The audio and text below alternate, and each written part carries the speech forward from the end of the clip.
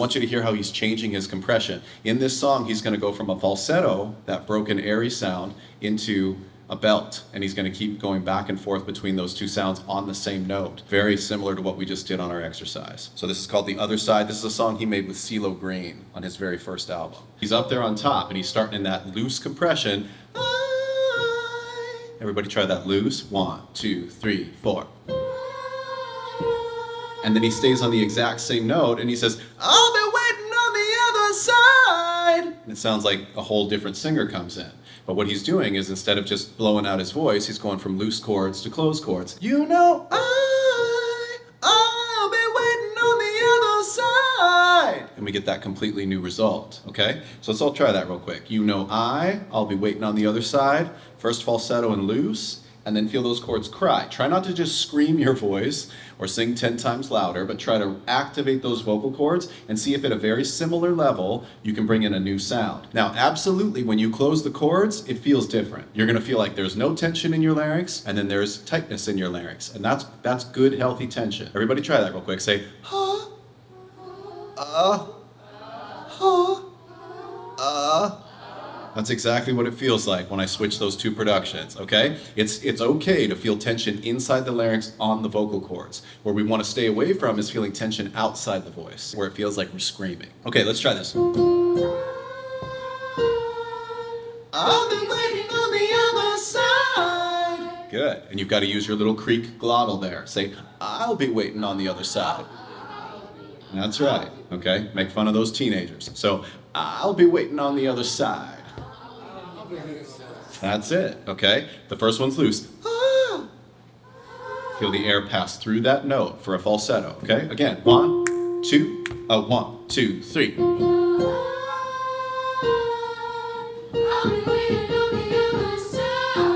Good, and then we have the ooh vowel. And you. And then he brings it in. All you gotta do is cross the line. All you gotta do is cross the line. Okay, so let's try and you in falsetto, and then all you gotta do is cross the line. 1, 2, 3. All you got? Yeah, is that going okay? Try that one more time. Let's just say it real quick. Say, and you. And then say, all you gotta do, Pops. All you gotta do is cross the line.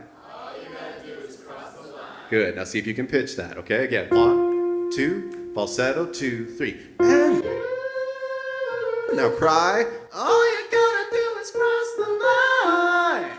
Okay, any questions? Yes. What would be helpful to think about to keep the compression while we're going down, like from line? Like I feel like I lose the compression as I come down, but it's easier to keep while I'm just dancing around similar notes. Yeah, that's a great question. So she feels like she loses the compression a little bit as she slides from the high note down to the lower note. And that's common. So what's happening there is we're crossing a bridge. And again, what you need to do is start with some of those exercises we did today and vocalize that bridge. So remember how it felt to do the creaky door? And we can all try this real quick. But starting on the lower note, say, ah. And then try the high note, ah. Can you feel how those are two very different chord thicknesses? So in the bottom note, we've got short, thick chords. And in the high note, we've got lengthened, thin chords. So as we sing across that range, you're going to feel your chords stretch back to front like a rubber band. They're not actually stretching up and down, they're stretching back to front. And the deal is we have to learn to let the vocal cords thin out and not open. So if you increase that cry, like the creaky door or like a cry,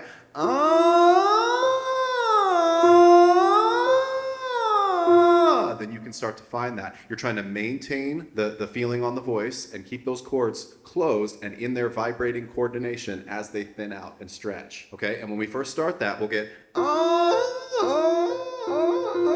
okay, like Tarzan, okay? And why is that happening? That's happening because you're changing a little too quickly and a little too dramatically. So as you practice this, you're gonna learn to change more gradually across the bridge. If you try to bring one resonance as far as it can go and then change at the last second, you're definitely gonna flip across. That's where the name bridge comes from.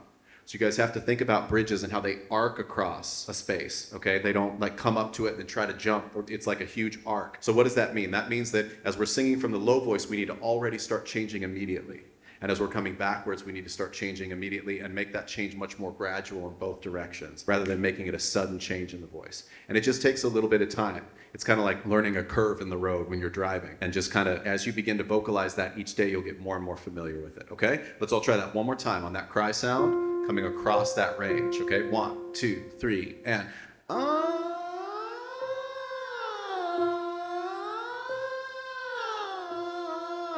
good. And again, for those of you that like learning by sensation, the bottom note feels kind of in the mouth, feels very mouthy.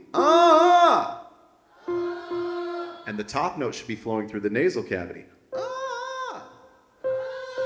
So for me, when I'm really paying attention to the sensation, it feels like I'm starting the resonance where I speak, and then it's swinging upward and inward, like it's going to pass through my nasal passage. I do not feel like I'm singing it louder and trying to push it forward. Okay? Now, each of us experiences sound uniquely. So my experience that I'm describing might match yours, or you might experience it a little bit differently. And a lot of that has to do with where we speak. Okay, some of us speak up here, some of us speak back like this. So that can really, really change the way that we experience singing sound and what we describe as more forward or more backwards. So don't feel like it's one thing, but do start to feel that process happen of the chord vibration and singing from one register to the next. Is that fair? Okay, good. So that's it. And then as you're coming out of that, you want to try to gradually bring that down. So one more time. I'll be waiting on the other side.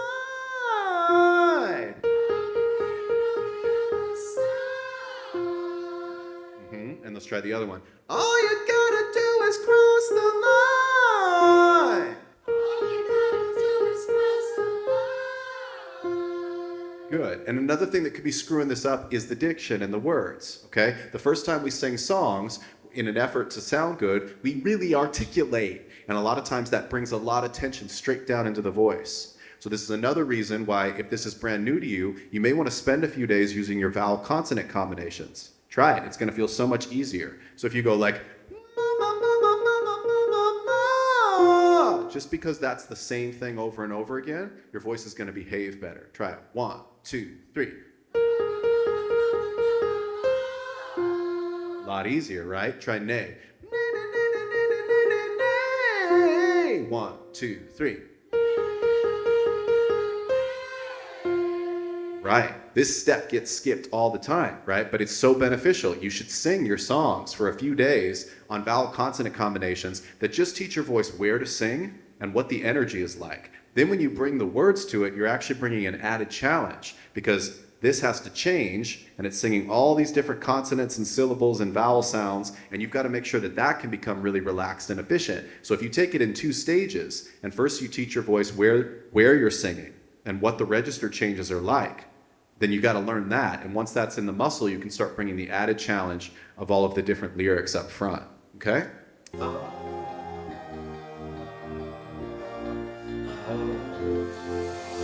Truth of the matter is I'm complicated.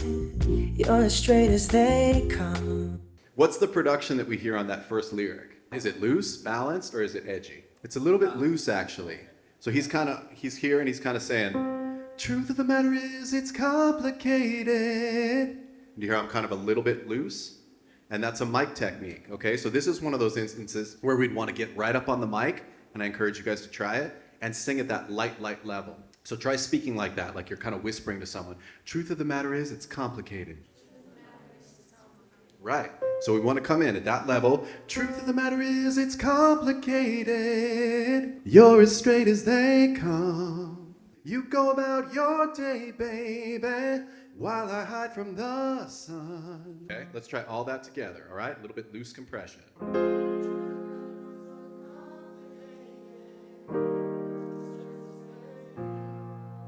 Good, keep going. You go about your day, baby.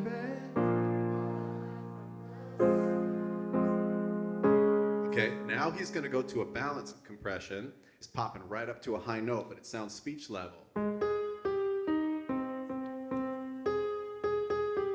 We just want to use like our easy balanced volume, like we've been vocalizing all class. So say ma ma ma ma ma ma ma ma. Good. Na na na na na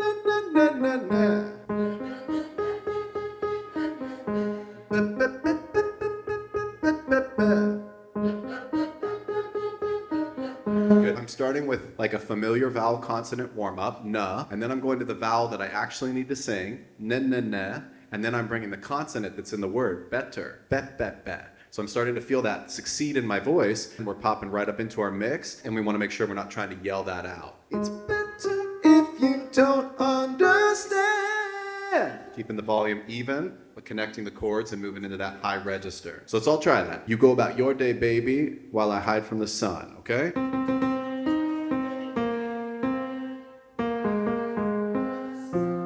And 1.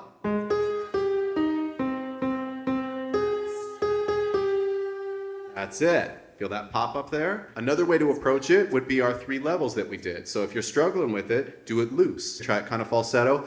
It's better if you don't understand. And then try balance compression, okay? So feel those chords come to a speech level. It's better if you don't. And then Bruno tends to sing, especially at this section, at the level of the edgy compression. So say, it's better. And then without singing 10 times louder, he sounds thicker and more full on. It's better if you don't understand. But he's just kind of coming in with those edgy chords, okay, and a little attitude in the voice. And he says, 'cause you won't know what it's like until you try. Okay, that's the next section. 'Cause you won't know what it's like until you 1, 2, try. Yeah, we have bump, bump, try. And then we're into our chorus, okay? Let's try this back and forth again into falsetto.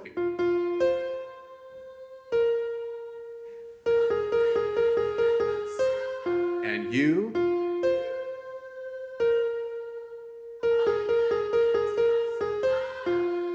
Let's take it just a little further, okay? He's gonna go way up high now. Okay, all the way up to high F above high C. Now, the secret here is we want to start with more vocal energy in the bottom, and since we're going to such an extreme high range, you're walking up to your soprano head voice, you've got to feel the chords lengthen and thin out. If you try to sing louder up that scale, all that's going to happen is the muscles around the voice, which allow them to stretch, are going to get tight. So you've got to make sure that you're actually taking a little bit of volume and energy away from the voice. So we want to start with the volume that we need, and then feel like we can actually release through the top. So let's try this on our vowel consonants real quick, and we're going to go ma, ma, ma, ma, ma, ma, ma. And then I bring the volume back on it, okay? Try that. 1, 2, 3, 4. That's it. And add your little cry. 1, 2, 3, and. Good. Okay, let's add a little kick. Let's do buh. Let's go.